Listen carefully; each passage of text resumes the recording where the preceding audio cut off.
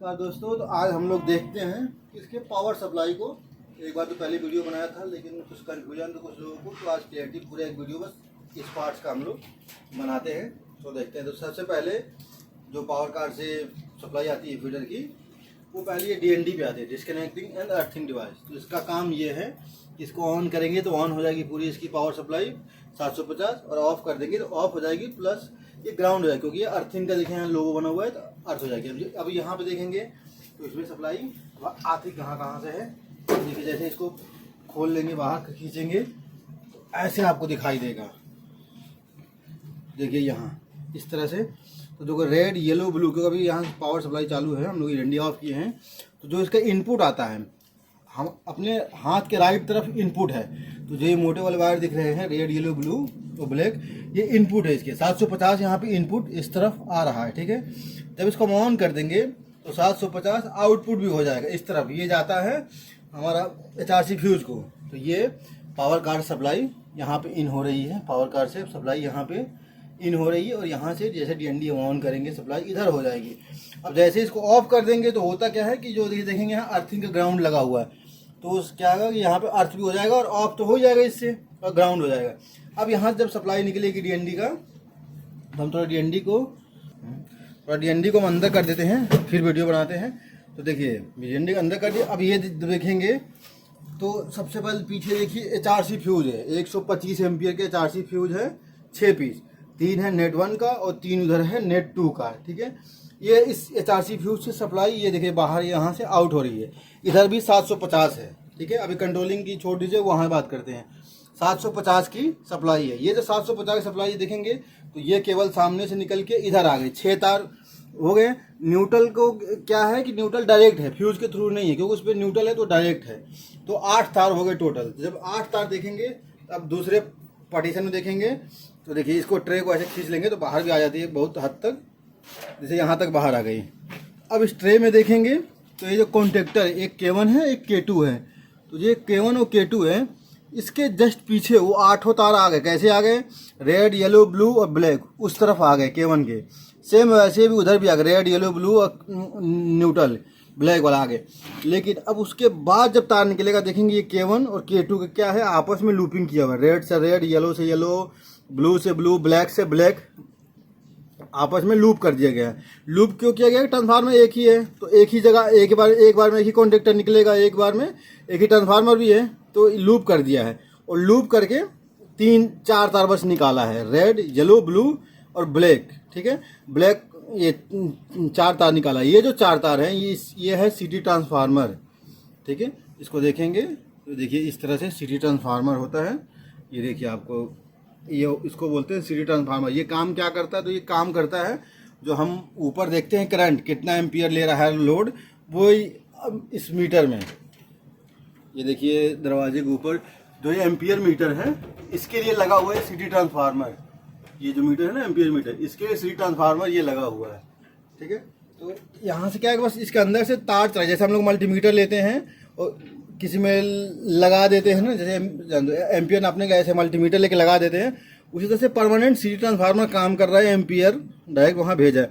जब ये 4 तार है रेड येलो ब्लू और ब्लैक, ये जाएगा ट्रांसफार्मर में नीचे, जो 60 kVA का ट्रांसफार्मर है, उस ट्रांसफार्मर में जब वहाँ से सप्लाई फिर लौट के आएगी, वहाँ जाएगी 750 और वहाँ पे कन्वर्ट हो जाएगी 440 में कन्वर्ट हो जाएगी। जो वहाँ से कन्वर्ट हो आएगी 440 में, तो वो जो तार है ये 100 एम्पियर के फ्यूज, 80 एम्पियर का जो फ्यूज है, यहाँ पर रेड येलो ब्लू 3 तार, रेड येलो ब्लू 80 एम्पियर का आएगा। ये जो 80 एम्पियर का वायर फ्यूज से सप्लाई निकल के, ये जो देखेंगे आप K44, इधर K44 के इनपुट में सप्लाई आ जाएगा, ठीक है।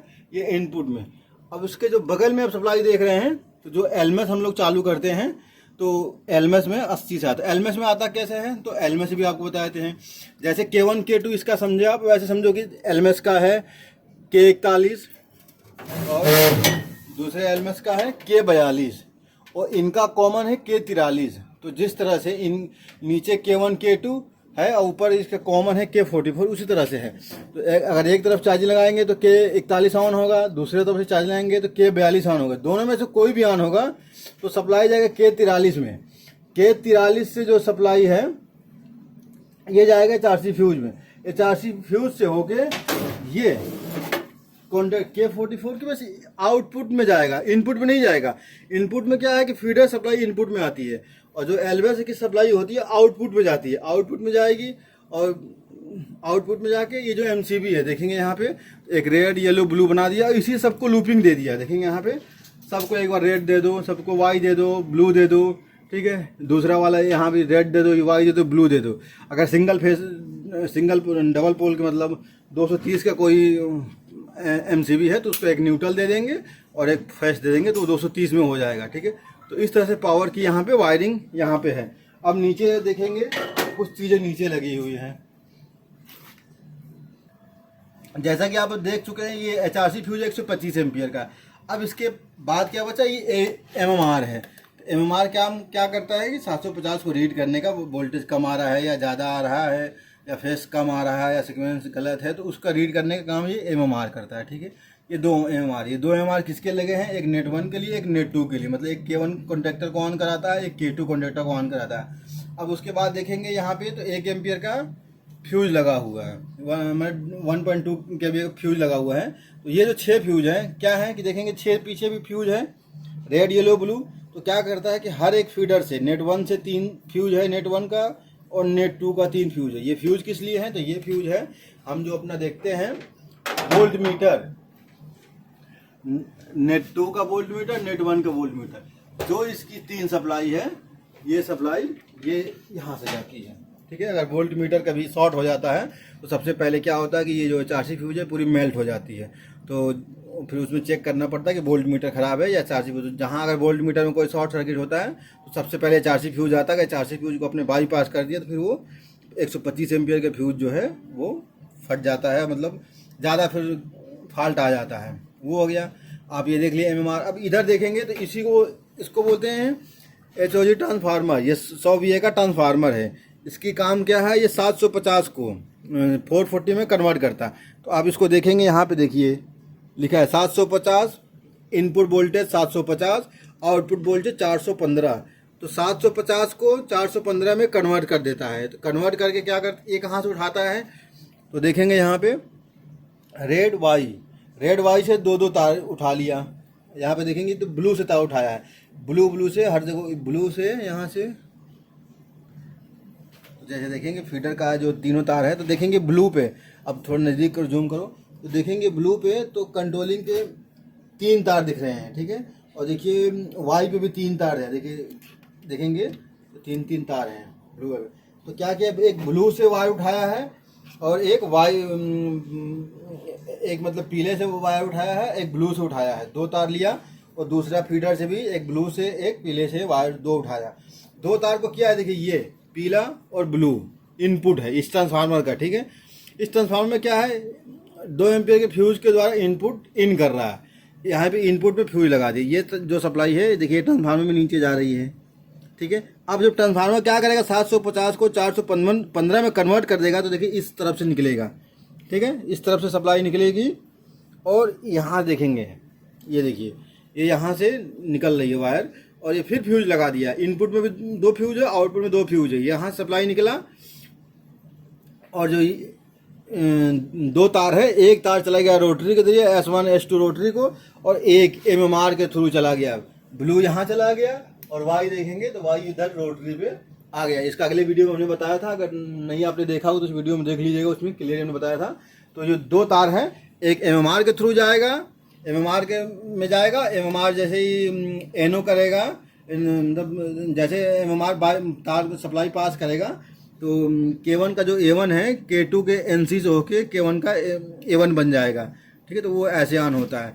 अब इसमें एक चीज़ हमने भूल गया आपको दिखाने के लिए, तो एक प्रश्न आता है कि तो देखेंगे ये जो DND है, तो DND में तो यहाँ 750 ऑब्लिक हो गए, 750, लेकिन जो पीछे वो देखेंगे वो कंट्रोलिंग है। तो कंट्रोलिंग किसका है, तो A1 से गिनिए 1 2, नेट 1 का 1 है, नेट 2 का 2 है, और K41 का 1 है और K42 का 4 है। तो क्या कंट्रोलिंग है, K41 का कंट्रोल, K1 का कंट्रोलिंग इस DND से होकर जाएगा, K2 का कंट्रोलिंग इस DND से होके जाएगा, K1 K41 कॉन्टेक्टर एलएमएस का यहाँ से A1 जाएगा, K2 का K42 का एलएमएस भी यहीं से होके जाएगा। तो जो एलएमएस है यहाँ कंट्रोलिंग इसलिए जब हम इसको ऑफ करें तो पूरी कंट्रोलिंग भी ऑफ हो जाए उसकी, कोई कॉन्ट्रैक्टर भी ना लगे और पावर सप्लाई भी उसकी ऑफ हो जाए। तो यहाँ से ये है। तो एक बार फिर से आपको मैं रीड करा देता हूँ कि ये पावर सप्लाई कैसे 750 440 में कन्वर्ट होता है। तो सबसे पहले कपलर से सप्लाई इन दोनों कपलर से इनमें आ जाए, नेट 1 का इसमें, नेट 2 का इसमें आ जाता है। ठीक है, यहाँ से सप्लाई पास करती है DND disconnecting and earthing device, of करने का और अर्थ करने का।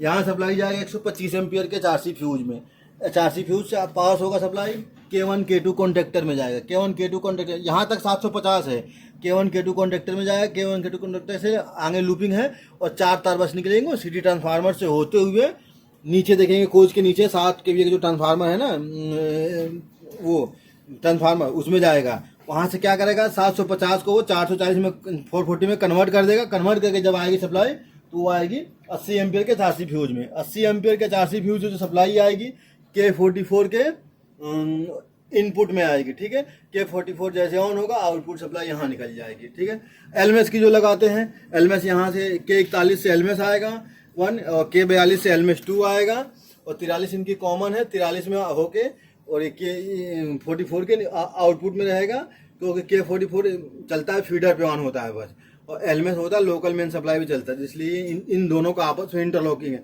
जैसे यहाँ पे देखेंगे K1 जैसे यहाँ 41 और 42 आपस में इंटरलॉकिंग है, एक बार में एक लगेगा। उसी प्रकार जैसे यहाँ पे K1 और K2 है, दोनों का आपस में इंटरलॉकिंग, एक बार में एक ही कॉन्टेक्टर लगेगा। यहाँ पे K44 और K43 है, ये दोनों आपस में एक बार में एक ही लगेगा क्योंकि आपस में इंटरलॉकिंग है। अगर दोनों लग जाएंगे तो शॉर्ट सर्किट हो जाएगा। इसको अगले वीडियो में कभी बताएंगे कंट्रोलिंग इसकी। तो आप जहाँ तक है आप समझ गए होंगे, बाकी अगर कोई कंफ्यूजन होगा वीडियो फिर लंबा बन जाता है, फिर अपलोड करने में दिक्कत होती है और आपको भी समझने में दिक्कत होती है। तो पार्ट में आपको वीडियो बना के दिखाते रहेंगे। अगर वीडियो अच्छा लगे तो लाइक और सब्सक्राइब, चैनल को सब्सक्राइब जरूर करें क्योंकि आप अगर चैनल को सब्सक्राइब करते हैं तो अच्छा लगता है, वीडियो बनाने में मन लगता है। धन्यवाद।